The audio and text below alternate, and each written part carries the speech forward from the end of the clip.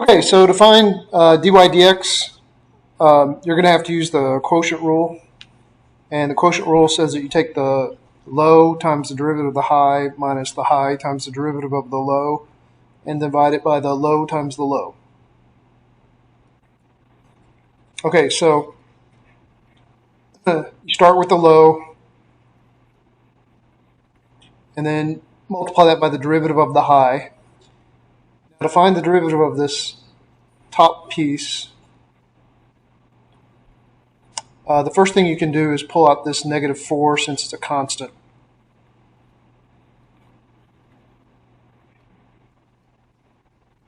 And then find the derivative of e raised to the 6x.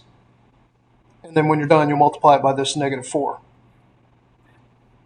Okay, so now to find the derivative of e to the 6x, you're going to have to use the chain rule because it's a composition of two functions. Anytime you take the derivative of a composition of functions, you have to use the chain rule. Okay, so let's break this up into the outer function and the inner function. Okay, so you should probably start with the inner function. I'm going to let u be the 6x. That's your inner function. And then we'll call y the outer function, which is e raised to the 6x, but I'm going to substitute u for that since that's what u is equal to. Okay, and then the chain rule basically says that dy dx is equal to dy du times du dx. Okay, and so the dy du is just the derivative of this with respect to u.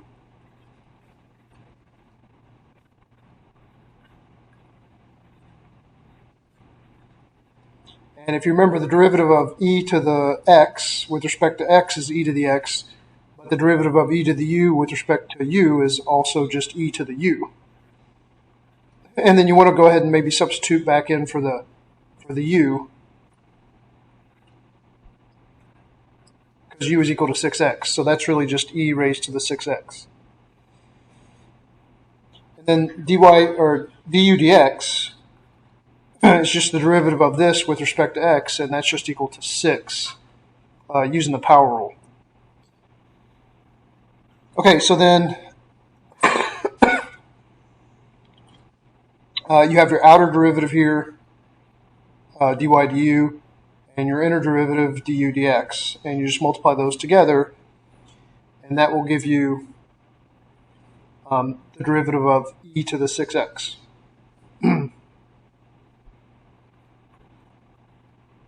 Which we're calling y, right? So dy dx, the derivative of this with respect to x, is 6e raised to the 6x. In other words, it's the derivative of this piece right here, because that is equal to y. Okay, so then you multiply that by the -4. I'm going to go ahead and put the 6 in front because the order doesn't matter here. That gives you -24 e to the 6x.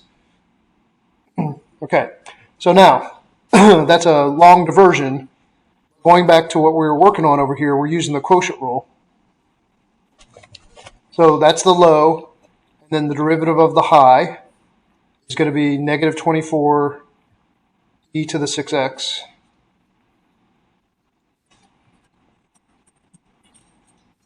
Minus the so we had low derivative high minus high.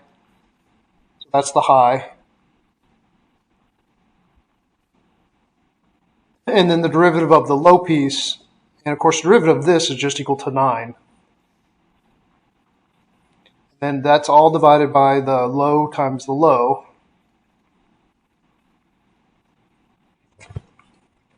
Which you can just write as 9x plus 2 squared.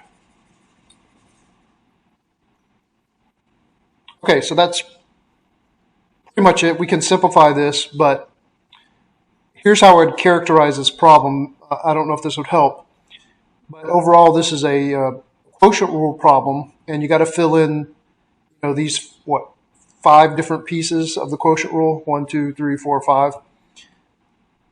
But in doing so, we had to take the derivative of the high right here. In order to find the derivative of the high, we had to use the chain rule. So that took a little bit of work over here. Once we did that, we just came back and filled it in right here. Okay, so that's going to happen with these derivatives. Sometimes you're going to have to use multiple rules to find the derivative. In this case, you're using the quotient rule and the chain rule. Overall, the structure of this problem is actually a quotient rule problem. Once you fill in these 5 different pieces, then you're done. Now again, some of these pieces, when you take the derivative of them, may require you to use different rules. But again, overall, this is a quotient rule problem that just happens to use the chain rule for this one little piece right here. Okay, so anyway, let's just see if we can't simplify this. These 2 minus signs, of course, is a plus. The 4 times the 9 is 36.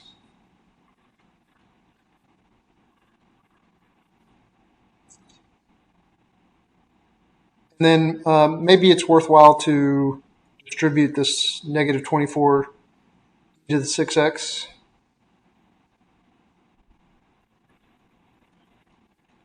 So I'm going to distribute it to the 9x and then to the 2. Of course, when you multiply those together, you get negative 48. So I'm going to go ahead and write that as negative 48 e raised to the 6x. Then 9 times 24, let's just see what that is.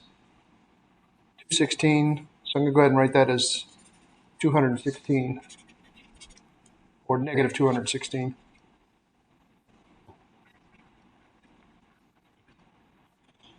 Okay, and then one thing you may want to do here is you can combine these two. These are like terms. They're both e to the 6x terms. So negative 48 plus 36 is negative 12. So you have negative 12 of these e to the 6x terms.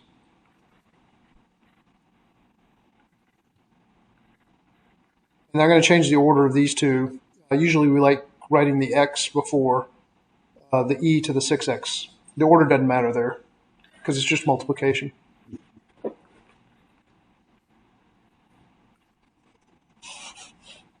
And then you may want to factor out the e to the 6x since it's in common. And you could even factor out something from the numbers here.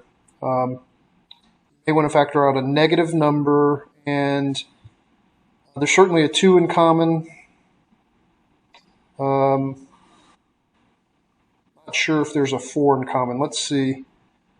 216 would break down into 2 times 108. And then that's 2 times 54. And then that's 2 times 27. Okay, so 216 is 2 times 2 times 2 times 27. And 12, so 27 is just 3 times 3 times 3. 12 is 4 times 3, and then 4 is 2 times 2. So it looks like they have 2 2's in common and a 3 in common, so that's going to be a 12. Okay, so let's pull out a 12. And that's going to leave you with, so these two are being pulled, or these two are being pulled out, and this is being pulled out. So that means you're going to be left with 9 times 2, so that's going to be 18. Okay, so you pulled 12 out of here, that leaves you with an 18. Actually, a negative 12 out of here, so that leaves you with a positive 18. And then you pull the e to the 6x out, so that leaves you with the x, but the e to the 6x has been pulled out. And then you pulled out this minus sign, so that's going to turn to a plus. You pulled out the 12, and then you pulled out e to the 6x, so that's a 1.